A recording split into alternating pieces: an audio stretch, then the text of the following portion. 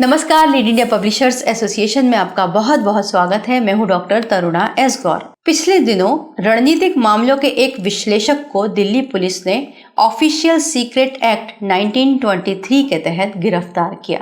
इसके बाद ये चर्चा हुई कि आखिर ये ऑफिशियल सीक्रेट एक्ट होता क्या है।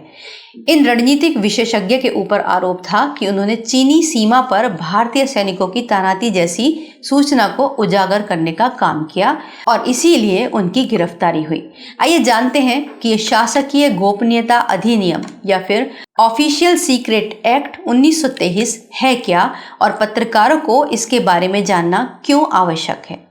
ये कानून बहुत पुराना है, औपनिवेशिक काल का है, यानी कि जिस वक्त भारत में अंग्रेजों का शासन था ये एक्ट उस वक्त बनाया गया। इसको पहली बार 1889 यानी 1889 में लाया गया था। इसका उद्देश्य था कि जो भारत के अंदर विभिन्न भाषाएं हैं उनके अंदर प्रकाशित होने वाले अखबारों की आवाज़ को दबाया जा सके, क्योंकि अंग्रेज़ों को पता ही नहीं चलता था कि उनके खिलाफ किस समाचार पत्र के जरिए क्रांति को छेड़ा जा सकता है। उनका एक ही मकसद था कि किसी भी तरीके से अखबारों की आवाज़ दबाई जा सके या फिर आज़ादी के लिए चलने वाले आंदोलनों को दबाया जा सके। ये एक तरीके से ब्रिटिश नीति ही थी।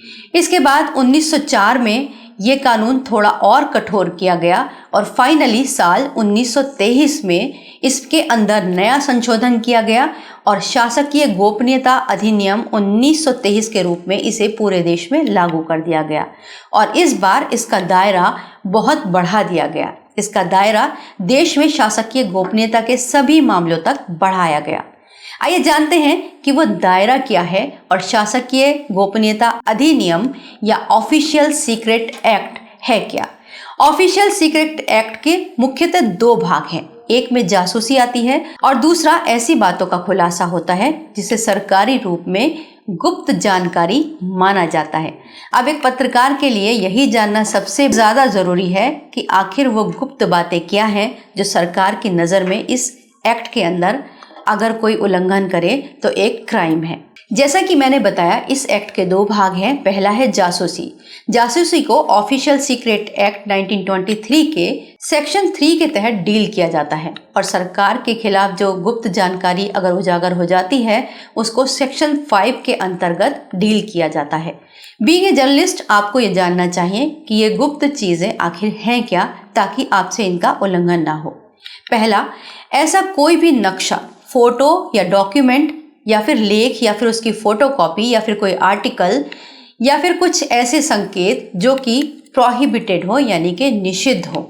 अगर ऐसी कोई डॉक्यूमेंटेशन या कोई नक्शा फ़ोटो आपके पास है तो आपको उसे सार्वजनिक नहीं करना चाहिए। इसके अलावा निषिद्ध क्षेत्र यानी कि प्रोहिबिटेड प्लेस जो होते हैं, जैसे कि DRDO हो गया, इस तरह के बड़े संस्थानों के संबंधित कोई दस्तावेज अगर आपके पास हैं तो आपको उन्हें उजागर नहीं करना चाहिए। अगर सरकार को जरा भी शक होता है कि आपके पास इस तरह की जानकारी है और उससे शत्रुओं को फ़ायदा पहुंचता है, दुश्मन देश को फ़ायदा पहुंचता है, तो ये एक तरीके से अपराध है। कोई भी ऐसी जानकारी जो भारत की अखंडता, संप्रभुता के लिए खतरा हो तो फिर वो इस एक्ट के तहत क्राइम माना जाता है।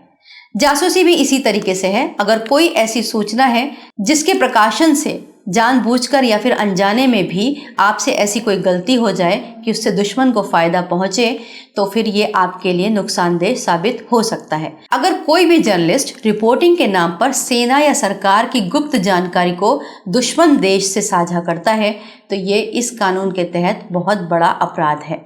ऐसा ही बिजनेस डील के लिए भी हो सकता है। मान लीजिए कोई बिजनेस घराना कोई बड़ा प्रोजेक्ट लॉन्च कर रहा है, कोई IPO लाने की तैयारी कर रहा है जिसमें देश का भी बड़ा स्टेक दांव पर लगा है, उससे जुड़ी कोई भी सूचना अगर लीक हो जाती है या दूसरे बिजनेस घराने को सूचना दी जाती है तो ये भी इस एक्ट के तहत एक तरीके से अपराध ही माना जाता है। तो सावधान रहिएगा और उस तरह की जानकारी को कभी भी ऑन एयर या फिर पब्लिश मत कीजिएगा। अगर आपके मन में इससे जुड़ा और कोई सवाल है तो आप हमें कमेंट बॉक्स में लिखकर पूछ सकते हैं या फिर आप हमें हमारे हेल्पलाइन नंबर 9899744568 पर कॉल कर सकते हैं या फिर व्हाट्सएप संदेश छोड़ सकते हैं। वीडियो देखने के लिए बहुत बहुत धन्यवाद।